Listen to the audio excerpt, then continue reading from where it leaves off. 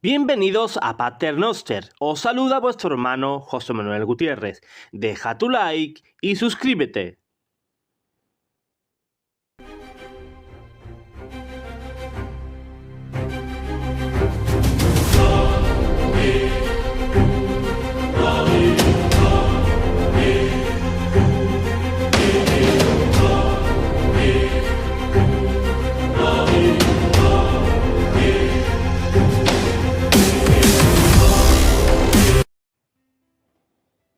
Hoy hablaremos de las riquezas del Vaticano.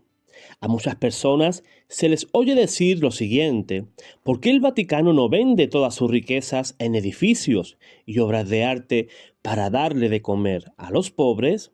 Pues ese razonamiento hipócrita es el mismo que hizo Judas Iscariote en el Evangelio según San Juan, capítulo 12, versículo 5. ¿Verdad? Pero ¿cuál es la respuesta a esa popular acusación?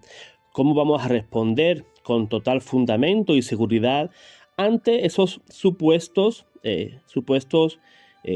millones que dispone el Vaticano, todas esas riquezas, ¿verdad? Todos esos comentarios que nos hacen personas de otras denominaciones e incluso de malos católicos? Es una vieja crítica que muchas sectas lanzan contra la Iglesia y vamos a contestar los diferentes puntos de vista de este ataque.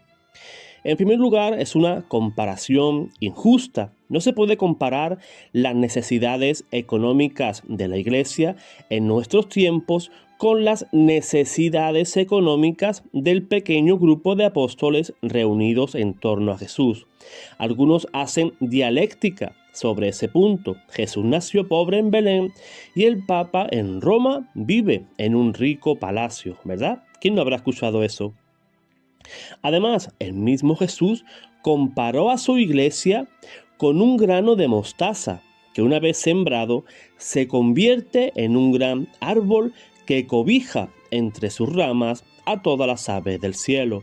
Jesús, por su ministerio itinerante y el reducido número de sus discípulos, no necesitaba casas ni posesiones. Sin embargo, necesitaba de la generosa colaboración de algunas personas, las cuales lo seguían y ayudaban con su dinero. Le acompañaban los 12 y algunas mujeres que le servían con sus bienes. Por otra parte, Jesús, hablando muchas veces del mal uso de las riquezas y del bien de la pobreza, nunca profirió ninguna palabra en contra de la riqueza y el esplendor del templo de Dios. Por el contrario, expulsó enérgicamente a los vendedores que profanaban la santidad de aquel mismo lugar. En el Antiguo Testamento es el mismo Dios quien determina la rica ornamentación de la tienda de reunión y luego del templo divino construido por Salomón. Esto nos manifiesta cómo el Evangelio enseña que no se debe escatimar en ornamentar la casa de Dios. Y así lo han entendido los grandes santos, como el santo cura de Ars, quien viviendo para sí en la extrema pobreza, nunca fue mezquino en gastos para la casa de Dios. Muchos se preguntarán, ¿pero cuáles son esas riquezas vaticanas? Cuando se habla de las riquezas del Vaticano, no hay que perder de vista que se está hablando de bienes culturales que son patrimonio de la humanidad y de los cuales la Iglesia no es más que la custodia segura. El Vaticano, fuera de sus templos, es un gigantesco museo, bibliotecas, etc. Si el Papa tuviese que vender esos bienes para ayudar a los pobres, con mayor razón tendrían que vender cada nación y estado sus propios museos y bibliotecas y patrimonios culturales para ayudar a los pobres de sus propios países.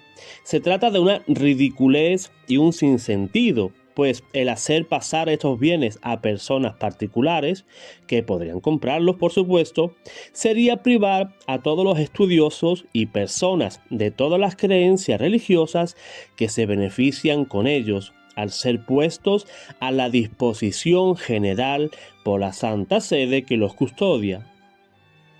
Allí acuden innumerables personas del mundo entero para conocer parte del patrimonio científico, filosófico, teológico y artístico de la humanidad. Además, es evidente que esta no sería ninguna solución para la pobreza en el mundo, la cual pasa por la conversión del corazón de los gobernantes y magnates de la tierra.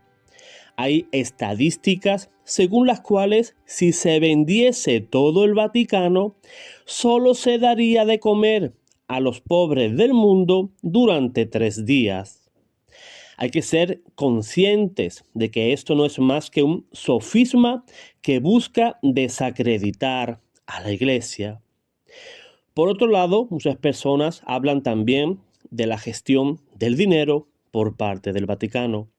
Hemos dicho que la Iglesia ha crecido enormemente desde los tiempos de Cristo. Hay que tener presente por eso que, como lo ha explicado Monseñor Sergio Sebastiani, presidente de la Prefectura de los Asuntos Económicos, aun siendo una institución cuya tarea es estrictamente espiritual, necesita también dinero para cumplir con su labor. Recordemos que vivimos en un mundo material y tenemos toda esa necesidad también, ¿verdad? Además, la mayor parte de los gastos de la Santa Sede se destinan a mantener lo que se llaman actividades institucionales, una voz del presupuesto vaticano que abarca todos los organismos de la Curia Romana, las congregaciones, los consejos, los tribunales, el sínodo de los obispos, oficinas, etc. En total, estas instituciones cuentan con 2.581 empleados. Se trata de todas aquellas personas que asisten más de cerca al Santo Padre en su ministerio al servicio de la Iglesia en el mundo. Estos organismos están llamados a ofrecer servicios que no producen ninguna entrada económica. Incluso hay obras que solo ocasionan pérdidas económicas, pero que se mantiene por el valor apostólico que representan, como el periódico L'Osservatore Romano, que actualmente tiene 36.000 suscriptores, y Radio Vaticano, que transmite en 47 lenguas. Además, la Iglesia es una iglesia que ayuda, ¿verdad? La Santa Sede, así como muchas instituciones de la Iglesia, ayudan económicamente de manera importante a personas pobres. Para tener una idea, en los años 1998 y 1999, solo Caritas Italia distribuyó 34,5 millones de dólares destinados a 69 países de los 5 continentes. Y en cuanto a la caridad personal del Papa, él destina para las obras de caridad y para sostener las iglesias más necesitadas lo que se denomina el óbolo de San Pedro, que es fruto de las ofertas de los fieles para ayudar al Papa en su fin caritativo. En el año 1999, estas ofertas ascendieron a algo más de 55 millones de dólares que luego el Papa destinó a obras caritativas, como son escuelas, leproserías, hospitales, centros de asistencias especiales, zonas azotadas por grandes calamidades como pueden ser terremotos, sequías, el hambre, etc.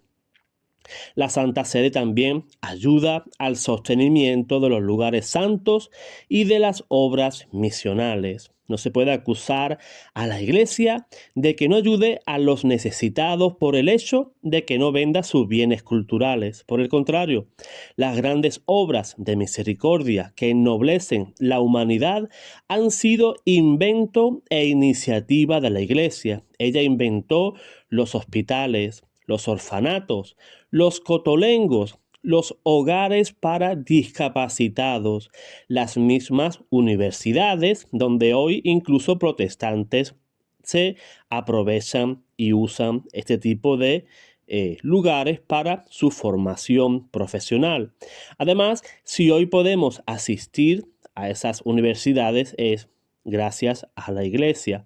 Si hoy podemos acudir también a un hospital es gracias a la iglesia. Todo ese tipo de servicios de formación y caridad son invento de la Santa Iglesia Católica. Además, el Santo Padre vive muy, pero que muy modestamente. En cuanto a la vida personal del Papa, como estamos diciendo, vive de manera modesta, sin propiedades personales. Don Bosco cuenta que cuando fue a visitar a Pío IX, al Papa no le quedaba ni un centavo para sus gastos personales y que su habitación era tan pobre y sencilla como la de los chicos que él juntaba por la calle. Un periodista narra que el Papa Pío XII murió en su habitación, que era sumamente sencilla, recostado en una pobre cama de hierro. Su comida diaria consistía en unas pocas verduras. Además, el médico de San Pío X, asistiéndolo en su enfermedad, quedó desconcertado al comprobar que el gran papa llevaba puesto debajo de su blanca sotana unos pantalones remendados como los de cualquier pobre de un pueblo. El Papa, al morir, ni siquiera deja a sus familiares sus bienes personales, solo su enseñanza y buen ejemplo. Vive y muere pobre, como Jesús. Además, para el protestante, esto debería ser un signo de aprobación divina. Fíjense, por ejemplo, los protestantes de corte pentecostal, que para ellos un signo divino de aprobación es que, ¿verdad? Es que el pastor, pues, crezca en riquezas materiales, ¿verdad? Que Dios les prospera, ese evangelio de la prosperidad que ellos predican. Pues, si el Vaticano posee todo ese tipo de riquezas, pues es porque Dios está con el Papa y con la Iglesia, ¿verdad? Ellos no lo ven desde ese punto de vista. Solo saben señalar cuando ellos mismos ni siquiera gastan un solo euro, un solo dólar en empresas caritativas, ¿verdad?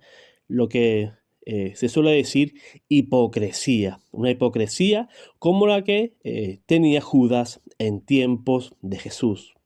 Dios te guarde, Dios te bendiga.